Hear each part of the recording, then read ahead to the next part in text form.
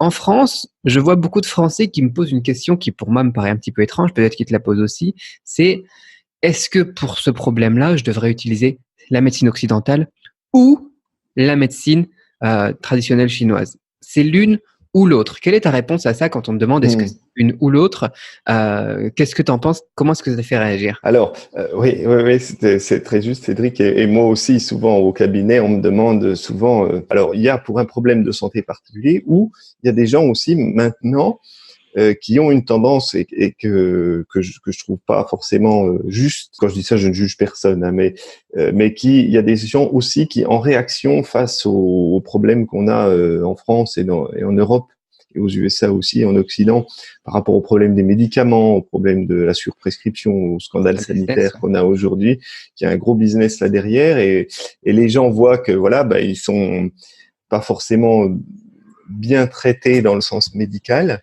À cause de ça, il y a des gens qui, un peu par réaction, auraient tendance à de tout rejeter et de dire, moi, je ne veux plus de ça. Du coup, je passe à l'homéopathie, je passe à, voilà. Alors, je comprends, hein, je comprends, et ça paraît légitime pour des personnes qui, voilà, qui ont eu des soucis, et je comprends cette réaction. Alors, moi, je ne rejette rien. Et pour moi, encore une fois, je le dis souvent et je l'ai écrit dans mon livre, c'est pas ou médecine occidentale ou médecine chinoise. Pour moi, c'est médecine chinoise et médecine occidentale. Pour moi, c'est pas ou l'un ou l'autre. C'est vraiment, on doit avoir, l'idéal serait d'avoir une vision des deux, puisque il y a vraiment la médecine occidentale a des points forts. Elle va pouvoir vous aider. La chirurgie, enfin voilà, on a des chirurgiens qui sont excellents. En Chine aussi, hein, de toute manière. oui. Et en médecine traditionnelle chinoise, il y a aussi un background ancien en chirurgie aussi. Hein. Il n'y a pas que les Grecs et les Égyptiens qui étaient de bons chirurgiens. Donc voilà, il y a même au niveau de la chimie, il y a des choses qui sont intéressantes à prendre. L'idée, c'est de faire cohabiter les deux de manière plus intelligemment possible, j'allais dire. C'est vrai que, comme je dis toujours, alors c'est caricatural, mais si vous avez un bon mal de tête et que vous devez vous occuper des enfants et que vous devez aller au boulot, bon, ben, prenez un Efferalgan. Qu'est-ce que vous voulez que je vous dise? Ne vous privez pas, n'attendez pas que je vous donne un rendez-vous, que je vous fasse une séance d'acupuncture, parce que ça pourrait être long des fois. Voilà. Enfin, il y a des choses qui me paraissent évidentes. Il y a des bonnes choses dans tout. Oserais-je dire qu'il n'y a pas de mauvaises choses, que c'est comme tout, il y a plus de mauvaises utilisations, des utilisations inappropriées que de mauvaises choses.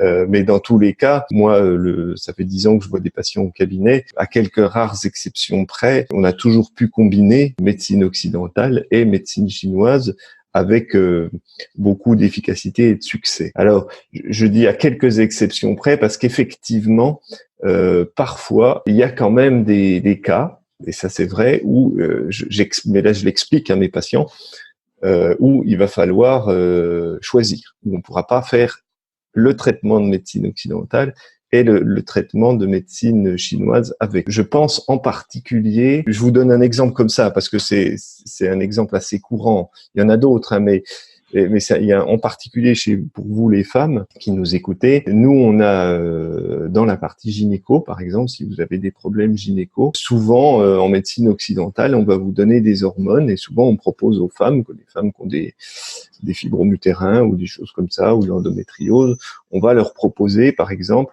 de prendre un traitement hormonal qui va stopper le cycle menstruel, qui va arrêter vos règles, et puis en espérant que les douleurs s'estompent et ou que le fibrome s'en aille. Voilà. Alors, nous, en médecine chinoise, on a plutôt une stratégie qui est de donner des plantes pour aider le corps à travers l'activité du sang, pour aider le corps à éliminer, par exemple, un fibrome, et pour que les plantes puissent agir localement, au niveau de PAO, au niveau de l'utérus, il va falloir que les plantes passent dans le sang et il va falloir et nous, on a besoin du cycle menstruel, là en l'occurrence, pour que les plantes puissent agir et qu'elles fassent effet. Et donc là, il y a vraiment un problème dans le principe de traitement. Là, les deux principes de traitement s'opposent. D'un côté, la médecine occidentale veut faire cesser toute activité du sang, tout le cycle du sang, et nous, on en a besoin pour faire circuler nos plantes et pour que nos plantes agissent.